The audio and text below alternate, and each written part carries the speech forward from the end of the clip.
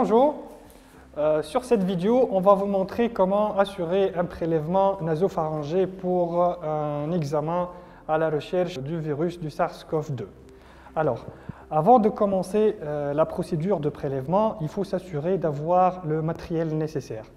Alors, pour le matériel nécessaire, avant tout, on aura besoin d'une fiche appelée « Demande d'analyse virologique » qui va être envoyée avec le tube de prélèvement vers le laboratoire dédié.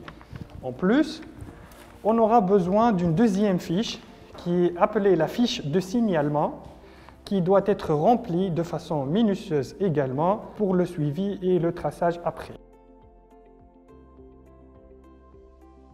On aura besoin d'un marqueur, d'un stylo, d'un sachet à double compartiment, un crachoir stérile et enfin le milieu de transport virologique. On va commencer par remplir convenablement et par détail les deux fiches. Par la suite, on va ouvrir le milieu de transport virologique.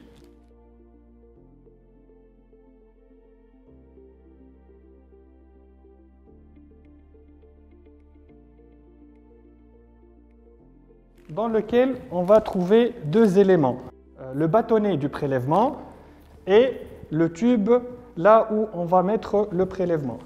On va commencer par mettre le nom et le prénom du malade sur le tube avant d'effectuer les prélèvements et en dehors de la salle de prélèvement et marquer par un marqueur sur le crachoir également le nom du patient et le service concerné qui a assuré le prélèvement. Lorsqu'on va entrer dans la salle pour assurer le prélèvement, on aura besoin d'emmener avec nous uniquement le bâtonnet et le tube de prélèvement. On fait entrer avec nous le tube de prélèvement et le bâtonnet du prélèvement dans la chambre du patient. Avant de réaliser le prélèvement proprement dit, il faut expliquer au patient ce qu'on va faire. Aslama. باش نعملوا لك تحليل باش نشوفوا عندك الكورونا ولا لا ان شاء الله لا دونك باش ندخل الباتوني هذايا في خشمك باش يدخل شويه لقدام دونك باش يقلقك شويه باش تحس عينيك باش تدمع اما ما تجبدش راسك ما تقلقش راك تنجم تستحمله داكوغ نحي توا البافيت. On va demander au patient de se mettre dos contre mur et de faire une hyperextension de la tête. Par la suite, avant d'introduire le bâtonnet et pour estimer la distance qu'on va introduire, donc on estime la distance entre le lobule de l'oreille et l'ouverture de la narine et on prend les 2/3 de cette distance qu'on va marquer virtuellement sur le bâtonnet. Au moment de l'introduction du bâtonnet, donc on fait entrer le bâtonnet de façon parallèle au plancher buccal jusqu'à ce qu'on ressente une résistance. Là, le bâtonnet va buter et là, on est sûr que le bâtonnet est exactement au niveau du nasopharynx. On laisse le bâtonnet quelques secondes. Par la suite, on fait tourner le bâtonnet de cette façon-là pour essayer de racler et de prendre quelques cellules du nasopharynx.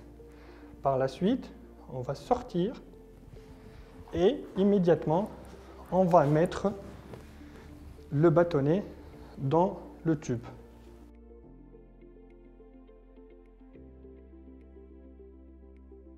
Donc, on va introduire le bâtonnet dans le tube et on va le casser.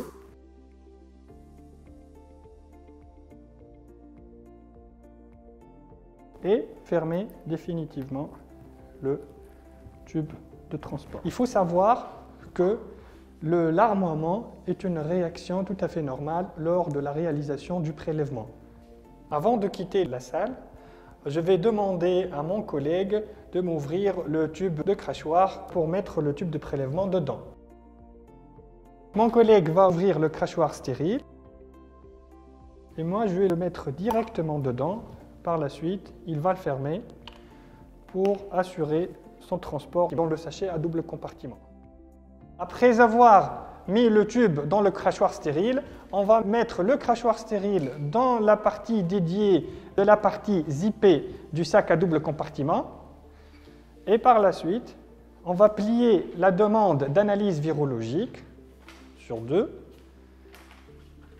Et on va la mettre également dans la partie dédiée du même sac à double compartiment. Le prélèvement est maintenant prêt pour être acheminé directement au laboratoire.